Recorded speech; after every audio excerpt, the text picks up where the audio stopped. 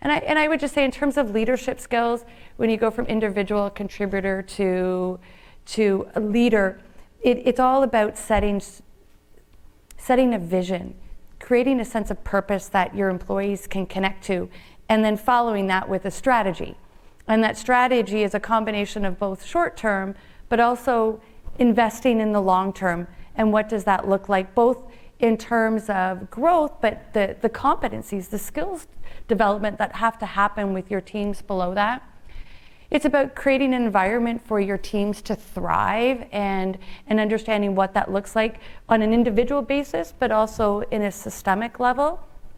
And then I would say the thing that I also appreciated, and I appreciate it very much now, even more so, is creating environments where people feel safe, where they can, where you value diversity of thought, where you value constructive dialogue and debate, not necessarily consensus, but where people can bring their ideas and they can also share where they don't have all the answers.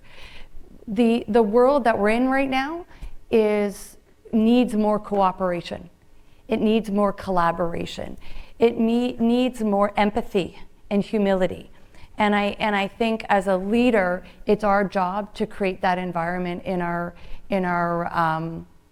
working locations or diverse teams across, whether it's across Canada or in my case, even more broadly. I'll stop there. But I also think brand and marketing was also really helpful in terms of shaping a personal brand and who I was as a leader. And Heather already started to talk about some of the, the core competencies of being a strong leader and leading a team, that it's about empathy, that it's about being an authentic leader. It's about understanding who you are and making sure that comes through both for employees and also to the external world.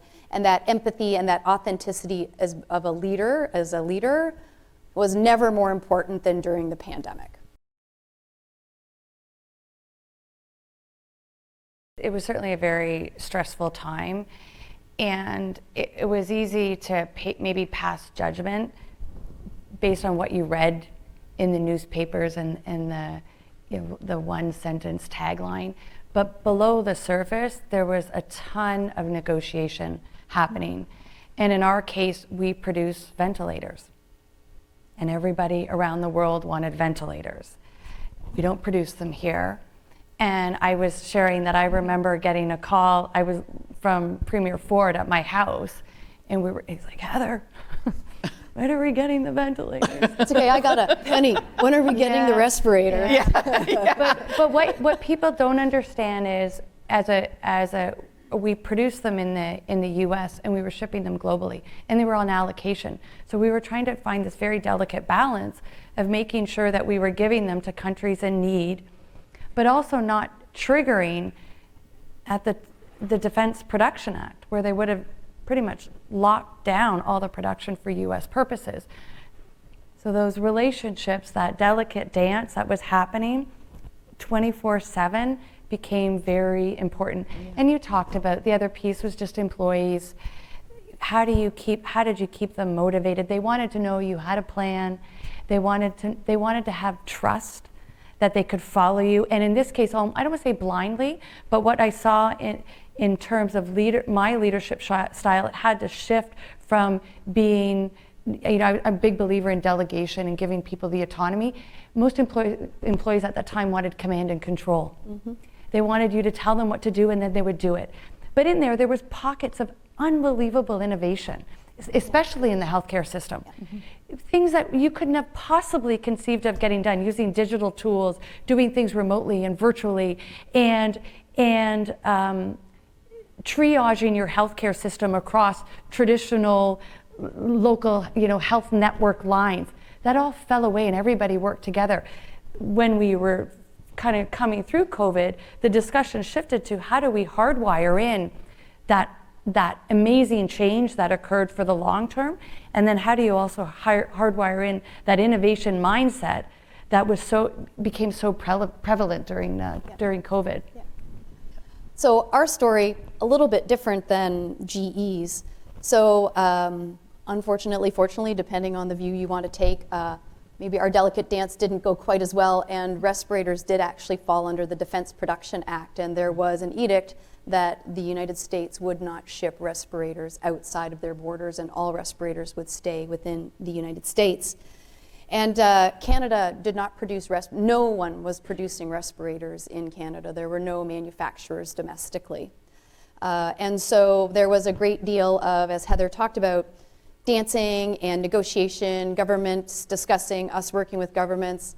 We joke about Premier Ford calling, but he did call because, you know, oh, we've got a line on 5 million respirators in a warehouse in Surrey. And it's like, yeah, those don't exist. Like, you're being taken advantage. Like, these were the types of things that were happening to our government and our hospitals. And people were just trying to do the right thing. They were trying to take care, trying to protect their people. And so we were able to get small quantities on allocation. And I do remember our security team in Canada meeting the trucks at the border and escorting them to the federal facility to make sure respirators got to the federal facility. But you know, you talked about innovation, Heather, and I think this is a really important component, is like a crisis reminds you of how incredibly brilliant and capable and innovative human beings are, and what we can do when we all have a goal to work towards and achieve. And when I think about, we developed an amazing public-private partnership with the federal government and the Ontario government, and in 7 months, from the ground up in Brockville, Ontario, we built an N95 manufacturing facility, and we produced respirators a week earlier than we said we would. 3M has never built a factory in 7 months anywhere around the world. And so, you know, we're incredibly proud of our ability to produce millions of respirators to support Canadian healthcare workers, to support not just healthcare workers today, but into the future, and of course those in industry. But again, it speaks to that leadership, and it took people to influence and tell stories, because for me, the job of selling internally to 3M about why they should build a facility here instead of 12 other countries that were also clamoring for facilities, what's my story internally and what's my sales pitch internally, that was actually more challenging sometimes than the federal government, the Ontario government, the people that we were working with outside of the company. So again, it's that delicate balancing act both internally and externally to get that kind of success.